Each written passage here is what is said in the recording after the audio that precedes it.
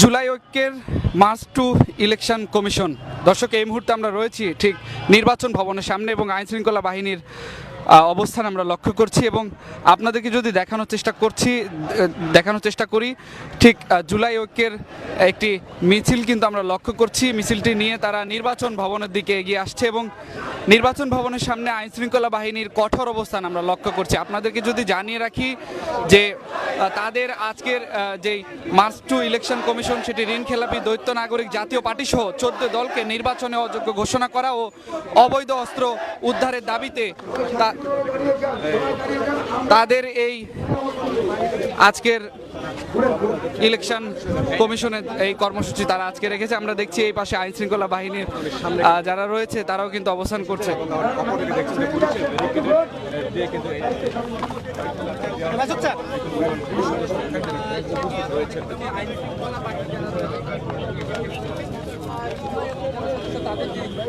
আজকে আপনাদের কর্মসূচি আসলে কি? দেখেন, জুলাই ঐক্যের যে কর্মসূচিটা, আচ্ছা এরা শেষ করুক তারপরে বলি। জাতীয় পার্টিকে যেতে দিব না, না, লন্ডনকে যেতে দিব না, দিল্লিকে যেতে দিব না। এখন আমরা চাচ্ছি কি যে আইনটাই করা হয়েছে একরকমই আইন করা হোক, যে আইনটাই করা হয়েছে একরকম করা হোক। দ্বৈত নাগরিককে আপনারা কি আসলে নমিনেশন দিচ্ছেন কি দিচ্ছেন না, আপনারা ঋণখেলাপিকে সংসদে নিচ্ছেন কি নিচ্ছেন না, এই ব্যাপারটা আপনাদেরকে খোলাসা করতে হবে। একই ব্যক্তির জন্য একই আইন, আর একজন ব্যক্তির জন্য আরেকটা আইন, এটা কোনোভাবেই এই দেশে মেনে নেওয়া হবে না। আমার কথাটা বুঝতে পেরেছেন? আইন আপনারা করেছেন, নির্বাচন কমিশন না আপনারা আইন করেছেন। আমরা এই আইনের বিপক্ষে যাচ্ছি না। আপনারা যে আইনটা করেছেন সেই আইনটাকে সবার জন্য একই রকম বাস্তবায়ন করতে চাচ্ছেন কিনা সেটা আমরা দেখতে চাচ্ছি। কোনো প্রশ্ন আছে ভাই?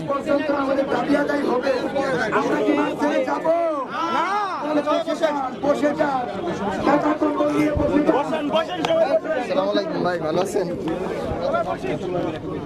ভাই আমরা একটু ভালোভাবে কথা বলি। আসলে বক্তব্য দিবে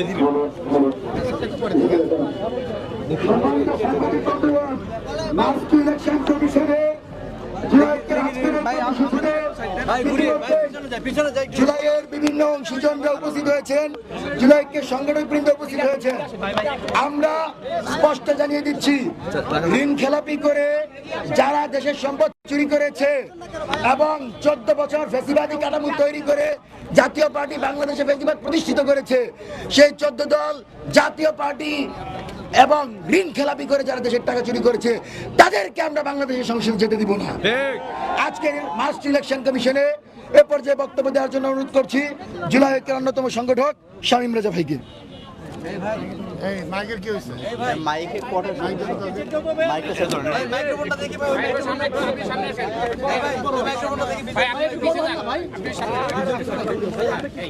পাঁচই আগস্টের পরে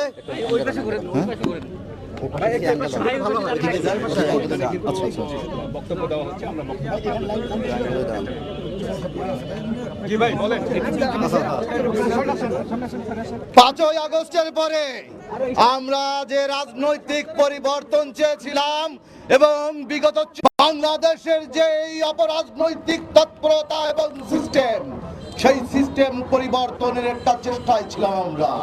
কিন্তু আমরা এই নির্বাচনের সময় দেখতে পাচ্ছি বিগত দিনে যারা ঋণ খেলাপি ছিল, যারা ব্যাংকের টাকা পয়সা লুটপাট করে খেয়েছে, তারা আবারও সেই নির্বাচনে অংশগ্রহণ করছে। এখন প্রশ্ন হলো, বাংলাদেশে বংশ পরম্পরায় দলে গোষ্ঠীতে এইভাবে লুটপাট করে খেতে থাকবেই কিনা? আমরা কি পরিবর্তন চাই কিনা? আমরা দেখেছি বিগত দিনে আইন বিচার ব্যবস্থার সংস্কার হয়নি এবং সেই সব একই রকম রেখে যখন আমরা দেখতে পাচ্ছি সন্ত্রাসীরা রাস্তায় ছড়িয়ে নিরাপদ নাই, সেইখানে সেই সন্ত্রাসীদের ধরার ক্ষেত্রে আমরা তেমন কোনো তৎপরতা দেখছি না। আমরা চাই নিরাপদ ব্যবস্থাপনার ভিতরে একটা নির্বাচন হবে, কিন্তু রাষ্ট্রযন্ত্রে যারা বসে আছে তাদের কার্যক্রমে আমরা কখনোই সন্তুষ্ট না।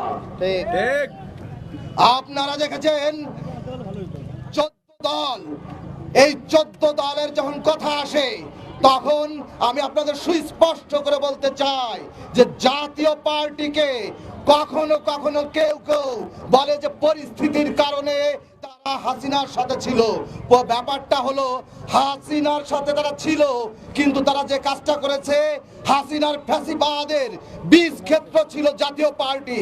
তাই জাতীয় পার্টি সহ 14 দলে যারা আছে তারা হাসিনার চেয়ে কম রাষ্ট্রদ্রোহী না।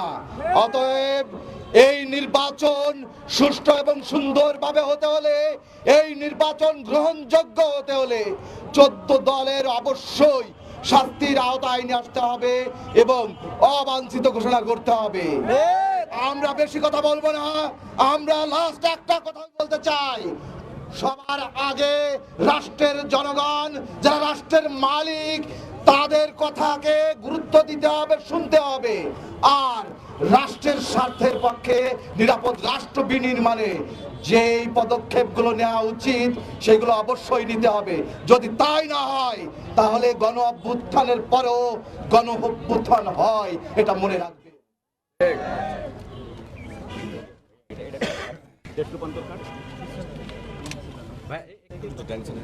প্রিয় উপস্থিতি,